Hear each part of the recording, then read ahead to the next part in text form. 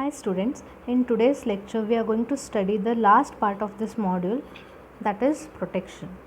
So when an information is stored in a computer system, we have to keep it safe from physical damage, which is called reliability, and improper access, which is also called protection. So physical damage of file can be avoided by duplicating the files. So if we want to have multiple copies of files, we just copy those files and keep them in different locations, right? That's why even if one copy is damaged, then we will be having other copies of the same file. So this is called reliability. And the second thing, that is protection. Protection can be provided in different ways. So for a small single user system, it might be we might provide protection by physically removing the floppy disk and locking them in a disk drawer or file cabinet. But for a multi-user system, other mechanisms are needed. Let's see what are the different mechanisms which will provide the protection.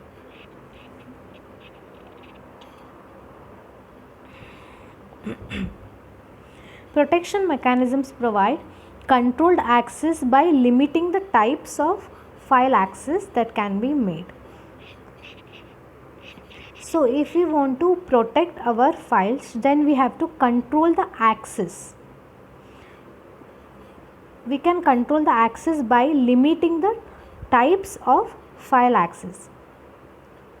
So limiting the types of file access means who can do which operation and what can be done, and this operation can be done by whom.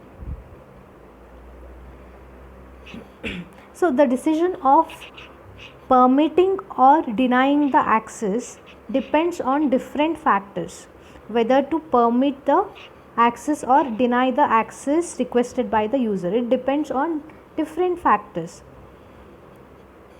So several different types of operations need to be controlled. What are those operations? Those operations are nothing but read operation, write operation, execute operation, append operation, delete and list operations. So these operations need to be controlled if we want to limit the file access.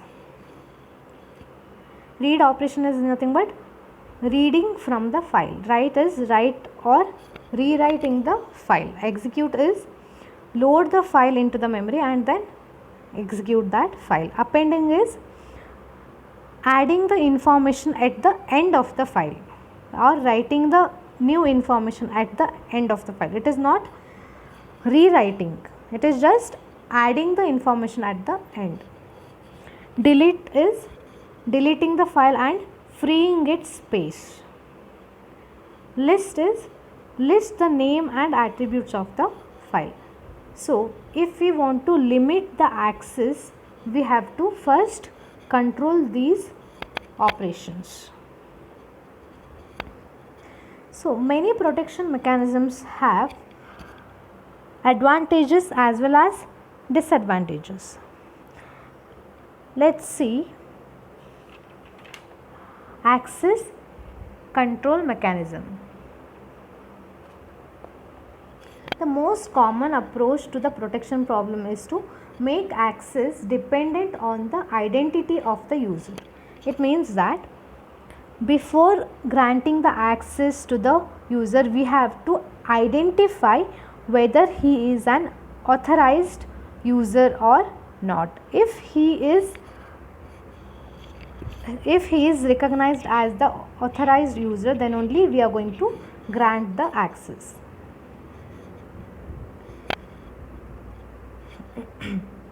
So the most general scheme to implement identity dependent access is to associate with each file and directory an access control list. So we have to attach access control list ACL to each file and directory. So what is this access control list? It is the list which specifies the user names and the types of access allowed for each user. So it is nothing but a list which basically contains the set of user names and types of access allowed for each users. So when a user requests the access to a particular file, the operating system first checks the access list associated with that file. So if that user is listed for the requested access in that list, then the access will be allowed. So when a user requests for the access, the operating system first checks the file which he is requesting has his name for that particular operation.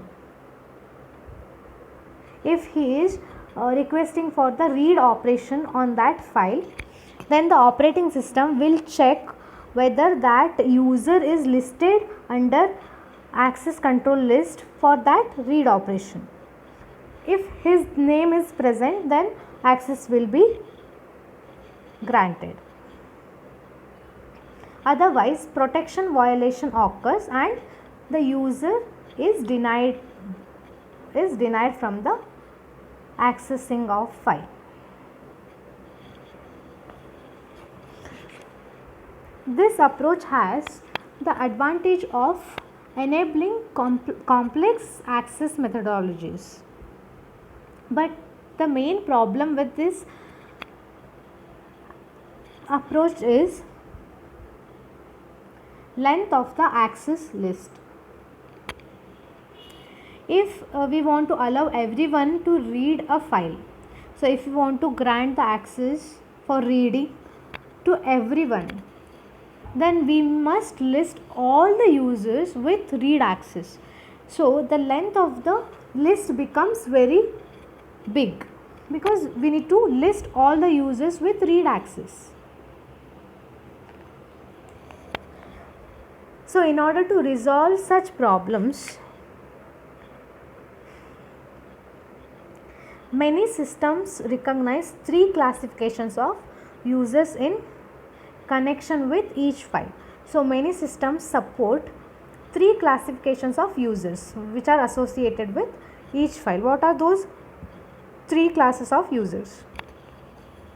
The first class is owner class. The owner is nothing but the user who has created the file. He is the owner of the file. So usually the owner will be having all the access rights. So he will have read, write and execute access right. So RWX, those three access types are called RWX, read, write and execute. So the owner will be having read, write and execute all the rights. That's why the bits are represented as 111, means all the rights are being set to 1. It means that he can read, write and execute. That's why the number given to owner is 7.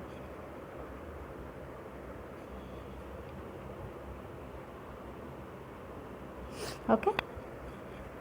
And the second class of users are group users. These are nothing but a set of users who are sharing the file and need similar access is called group or work group. Set of users who are sharing the file and need similar access. So for them, read and write operations are provided, but execute operation is not provided for group users. So group users can perform read and write operation, but they cannot perform execute operation. That's why for them the number is given as 6, access number. You have to remember these numbers 7, 6 and the third class of users are public users, or also called universe users. Universe. So these users are nothing but all other users in the system which constitute the universe. So the users which are using that system will become the universal user. So they do not have, here it is given wrong, okay, it is not 001, it is 100. Only read operation they can perform, they cannot perform any other operations. It is not 001, it is 100. They can perform only read operations, they cannot perform write as well as execute. Please make the correction, it is not 001, it is 100.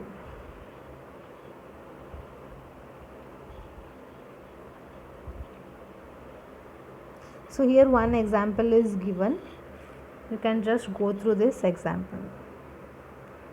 If you want, I will share one example with you all.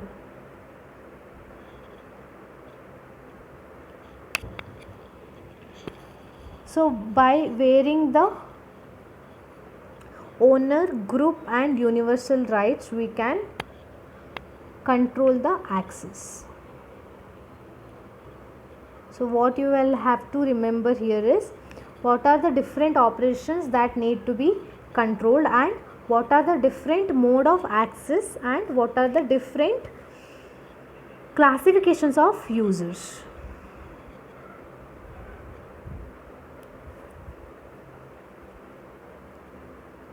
Okay.